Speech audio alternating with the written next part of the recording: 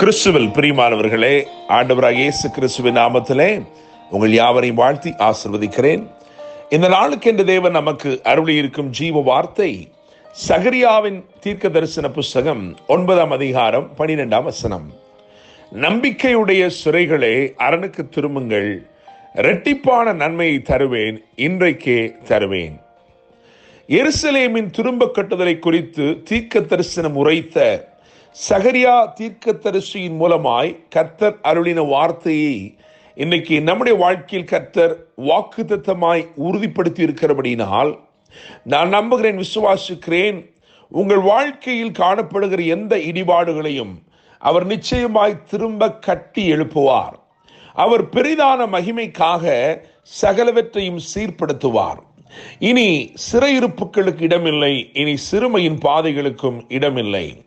என கேட்கிற தேவனுடைய பிள்ளைகளே, இந்த அருளப்பட்ட வாக்குத்தத்த வசனத்தின்படி இந்த நாள் இரட்டிப்பான நன்மைகளின் நாளாய் இருக்கிறது. Day of double portion blessing. It's a day of double delight. இரட்டிப்பான நன்மையை தருவேன் என்று கர்த்தர் வாக்கு பண்ணுகிறார். மாத்திரமல்ல, இன்றைக்கே தருவேன் என்று வாக்குப்படுகிறார். எனவே நம்பிக்கையுடைய சிறைகளே, அரணுக்கு திரும்புங்கள், இரட்டிப்பான நன்மையை தருவேன், இன்றைக்கே தருவேன் என்று வாக்கு பண்ணியிருக்கிறார். என கேட்கிற தேவனுடைய பிள்ளைகளே, வேதத்தில் இரட்டிப்பான ஆசீர்வாதத்தை பெற்றுக்கொண்ட பலரையும் நாம் பார்க்க முடியும். ஆனாலும் இந்த காலை வேளையிலே நான் ஒரு 3 பேரை மாத்திரம் உங்களுக்கு முன்பதாக நிறுத்தி விரும்புகிறேன்.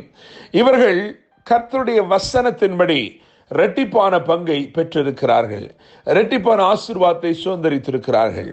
முதலாவதாக யோசேப்பை குறித்து நான் பேசும்படி விரும்புகிறேன்.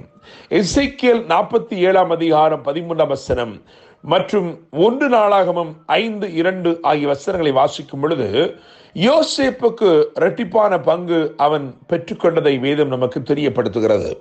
விசேஷமாக எசேக்கியேல் 47ஆம் அதிகாரம் 13ஆம் வசனத்தை கவனிக்கும் பொழுது யோசேப்புக்கு 2 பங்கு உண்டு என்று அங்கே எழுதியிருக்கிறது. யோசேப்புடைய வாழ்க்கை குறித்து நாம் தியானிக்கும் போது அது ஒரு சிறுமையின் பாதையாக இருக்கிறது. அது சிறையிருப்பின் பாதையாக இருக்கிறது. குழிகளிலும் காவல் கிடங்குகளிலும் இருந்து கர்த்தர் அவனை ஆசீர்வதித்து உயர்த்தினார். இரட்டிப்பான பங்கை அருளினார். என கேட்கிற தேவனுடைய பிள்ளைகளே, ஒருவேளை உங்கள் வாழ்க்கையிலே சில சிறுமையின் பாதைகளின் ஊடாய் நீங்கள் நடந்து கொண்டிருக்கலாம். சில கிடங்குகள் போன்ற அனுபவத்திலே நீங்கள் இருக்கலாம். ஆனால் கர்த்தர் இன்றைக்கு உங்களை பார்த்து சொல்லுகிறார், நம்பிக்கையுடைய சிறைகளே, அரணுக்கு திரும்புங்கள், இரட்டிப்பான நன்மையை தருவேன், இன்றைக்கே தருவேன் என்று வாக்கு பண்ணுகிறார். என கேட்கும் தேவனுடைய பிள்ளைகளே, இரண்டாவதாக நான் உங்களுக்கு முன்னிறுத்த விரும்புகிற நபர் யோபு என்னும் பக்தனாய் இருக்கிறான். யோபின் புஸ்தகம் 42ஆம் அதிகாரம் அதிலே 10வது வசனத்தை கவனிக்கும் பொழுது அவனுக்கு எல்லாம் இரண்டத்தனையாக இரட்டிப்பாக கிடைத்தது என்று வேதம் சொல்கிறது.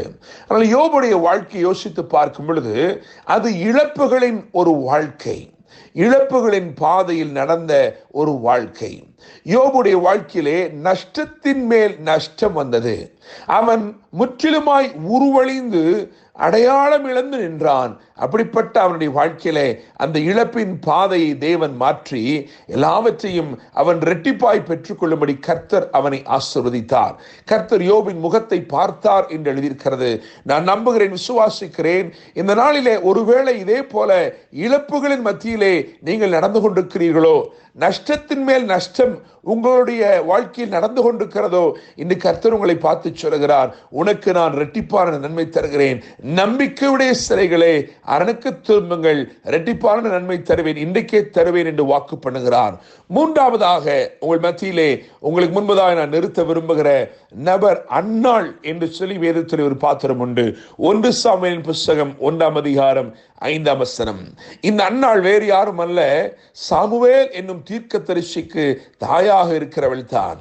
தான் முதல் பெயர்சபா மட்டும் பெயர் பெற்ற தீர்க்கதரிசியாக கர்த்தர் சாமுவேலை நிலைநிறுத்தினார். அவனுடைய தாயாராகிய அன்னாளை குறித்து தான் நான் சொல்லும்படிக்கு விரும்புகிறேன். 1 சாமுவேல் 1ஆம் அதிகாரம் 5ஆம் வசனத்தை கவனிக்கும் பொழுது அங்கே எழுதியிருக்கிறது, அன்னாள் இரட்டிப்பான பங்கை பெற்றுக்கொண்டாள் என்று சொல்லி. அன்னாளுடைய வாழ்க்கை குறித்து யோசிக்கும் பொழுது அவளுடைய வாழ்க்கை ஒரு நிந்தனையின் பாதை நிறைந்த ஒரு வாழ்க்கையா இருந்தது. தேவனுடைய பிள்ளைகளே, அவள் கூடாரத்திலே அவள் குடியிருக்கும் கூடாரத்தில் தானே அவள் அற்பமாய் எண்ணப்படுகிறாள், அவமதிக்கப்படுகிறாள். அவளுடைய வாழ்க்கையிலே அழுகைதான் அதிகமாக இருக்கிறது. என்னை கேட்கும் தேவ ஜனமே, நீங்கள் வேலை பார்க்கிற இடத்திலோ அல்லது உங்களுடைய சொந்த குடியிருப்பிலோ நீங்கள் இந்த நாளிலே நிந்திக்கப்படுகிறீர்களோ, நீங்கள் அவமதிக்கப்படுகிறீர்களோ, அற்பமாய் எண்ணப்படுகிறீர்களோ, அழுகைதான் உங்கள் வாழ்க்கையில் இருக்கிறதோ, கர்த்தர் உங்களை பார்த்து சொல்லுகிறார், இரட்டிப்பான பங்கை உனக்காக நான் வைத்திருக்கிறேன். என்னை கேட்கும் தேவனுடைய பிள்ளைகளே, இந்த 3 நபரை குறித்து இன்றைக்கு நான் உங்களுக்கு முன்பதாக நான் பேசியிருக்கிறேன். யோசேப்பை குறித்து தியானித்திருக்கிறோம், யோபை குறித்து தியானித்திருக்கிறோம், அன்னாளை குறித்து தியானித்திருக்கிறோம்.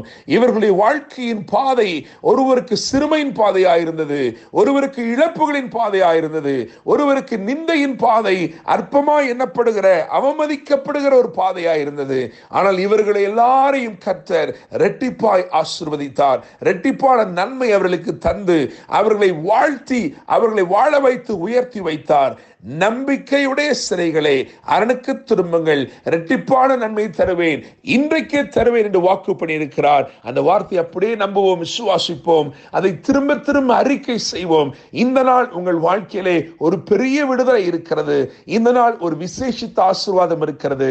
நாம் வாசித்த வசனத்தை கவனிப்போம். சகரியா 9:12, நம்பிக்கையுடைய சிறைகளை அரணுக்கு திரும்புங்கள், இரட்டிப்பான நன்மையை தருவேன், இன்றைக்கே தருவேன். கர்த்தர் தாமே இந்த வார்த்தையின் மூலமாக உங்களை வைத்து ஒரு மகிமையான திரும்ப கட்டுதலை ஏற்படுத்தி உங்களை வாழ வைப்பாராக. என்னும் அன்புடன் pastor Daniel Moses. God bless you.